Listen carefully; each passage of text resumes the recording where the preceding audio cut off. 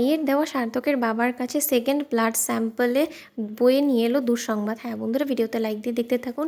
রাইয়ের দেওয়া ব্লাড স্যাম্পলকে বারবার করেই যখন নিজ হাতে ল্যাবে গিয়ে টেস্ট করতে থাকে সার্থকের বাবা, ঠিক সেই সময় সার্থকের বাবা অস্থির হয়ে পড়ে আর বলতে থাকে যে না, যেটা আমি বারবার আশঙ্কা করছি যে না হয়তো বা এটা নাও হতে পারে, সেটাই কেন বারবার করে আমার চোখের সামনে ধরা দিচ্ছে, আমি তো সেটাই বুঝতে পারছি না। আমি বারবার করে চাচ্ছি যে এই রিপোর্টটা যাতে নেগেটিভ আসে, কারণ এটা যদি একবার পজিটিভ আসে তাহলে তো সাংঘাতিক বিষয়, এটাতে তো মরণ ব্যাধিতে ফেসে যাবে রাই। ওদিকে কথা বলা মাত্র সার্থকের বাবা বলতে থাকে যে না, যেটা আমি দেখছি তার মানে সেটাই সত্য, যেটা আসলে আমি কল্পনা করিনি সেটাই আজকে হয়েছে। ওদিকে সার্থকের বাবা স্রোতকে ফোন করে বলতে থাকে যে স্রোত, তুই একবার আমার বাড়িতে আয় তো। ওদিকে সার্থককে ডেকে সার্থকের বাবা বলতে থাকে যে সার্থক, তুমি নিশ্চয়ই আশা করবো যে এই রিপোর্টটা পরে বুঝতে পেরেছো যে ব্লাডে টেস্টের রিপোর্টে এসে কী এসেছে। তখন এই কথা বলা মাত্র সার্থক বলতে থাকে যে বাবা, তুমি যে রিপোর্টটা নিয়ে এসেছো তার উপরে ভিত্তি করে যদি বলতে হয় তাহলে তো বলতে হয় যে রায় দিদি ভাইয়ের ক্যান্সার হয়েছে। তখন এই কথা শোনা মাত্র স্রোত চিৎকার করে ওঠে আর বলতে থাকে যে না, এটা কোনো মতেই হতে পারে না, আমার দিদিভাইয়ের এত বড় মরণব্যাধি মোটেও হতে পারে না। আঙ্কেল, তুমি ভুল বলছো, তোমার স্যাম্পলে যে ব্লাড রিপোর্টটা তুমি বানিয়েছো সেটা হয়তো বা ভুল হতে পারে, এরকমও তো হতে পারে যে তুমি একজনেরটা আরেকজনের ব্লাড স্যাম্পল দিয়ে ফেলেছো। তখন এই কথা বলা মাত্র সার্থকের বাবা বলতে থাকে যে এই ভুলটা যাতে আমার না হয় তার জন্য আমি বারবার করে সব কিছু নিখুঁতভাবে করার চেষ্টা করেছি। এই স্রোত, তুই আমার কথা বিশ্বাস কর, মা আমি কেনই বা তোকে এরকম করে বিপর্যস্ত করার জন্য এরকম ভুলভাল রিপোর্ট শোনাবো বলতো। তখন সার্থক বলতে থাকে যে স্রোত, এখন ভেঙে পড়লে চলবে না। আমি বুঝতে পারছি যে তোমার মনের ওপর দিয়ে কতটা ঝড় বয়ে যাচ্ছে, কিন্তু তা সত্ত্বেও তোমাকে একটু শক্ত হতে হবে স্রোত।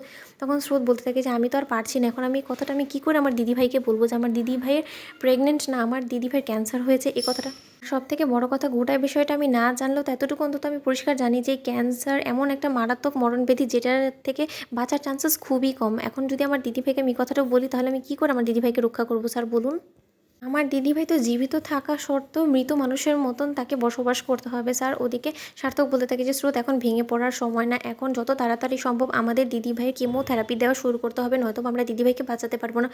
যতই তুমি সময় লস করবে ততই তোমার দিদিভাইয়ের দিন ঘনিয়ে আসবে, দিন ফুরানোর শুরু হয়ে যাবে। তখন এই কথা বলা মাত্র স্রোত বলতে থাকে যে স্যার, আমি আর পারছি না এই ঝড়ঝাপটা সামলে উঠতে, আমার আর ভালো লাগছে না। তখন সার্থক বলতে থাকে যে স্রোত, আমি তোমার পাশে আছি, তুমি এসব নিয়ে একদম ভাববে না। তখন সার্থকের বাবা বলতে থাকে যে তোর এই আঙ্কেলের উপরে আস্থা আছে না, তোর আঙ্কেল যত বেস্ট ট্রিটমেন্ট দেওয়া যায় তত বেস্ট ট্রিটমেন্ট দিয়ে তোর দিদিভাইকে তোর কাছে ফিরিয়ে দেবে। তুই দেখে নিস তোর দিদিভাই আবারও সাধারণ মানুষের মতন করে বসবাস করা শুরু করে দেবে, তুই দেখে নিস স্রোত। এরকম কোনো কিছুই না, কে বলেছে যে এটা মরণ ব্যাধি, সকলেই এটার মধ্যে মরে যায়, এটাকে কোনো কথা নাকি? এরকম অনেক আধুনিক ট্রিটমেন্ট এখন আমাদের এর দেশে আছে, যার ফলে কিনা আমরা ক্যান্সার পেশেন্টকেও কেমো দিয়ে আমরা সুস্থ করে তুলতে পারি। তুই আমাদের ডিপার্টমেন্টের হয়ে তুই সব কথা বুঝতে পারছিস না? তুই এত তাড়াতাড়ি যদি হাল ছেড়ে দিস তাহলে তুই এই পেশেন্টদেরকে কী করে হ্যান্ডেল করবি বলতো ভবিষ্যতে? তখন একথা বলা মাত্র স্রোত বলতে থাকে যে পেশেন্টদেরকে হ্যান্ডেল করা আর নিজের বাড়ির স্বজনকে হ্যান্ডেল করা দুটো ভিন্ন জিনিস আঙ্কেল। তো বন্ধুরা, ভিডিওটি ভালো লাগলে লাইক এবং শেয়ার করে সাবস্ক্রাইব করতে ভুলো না।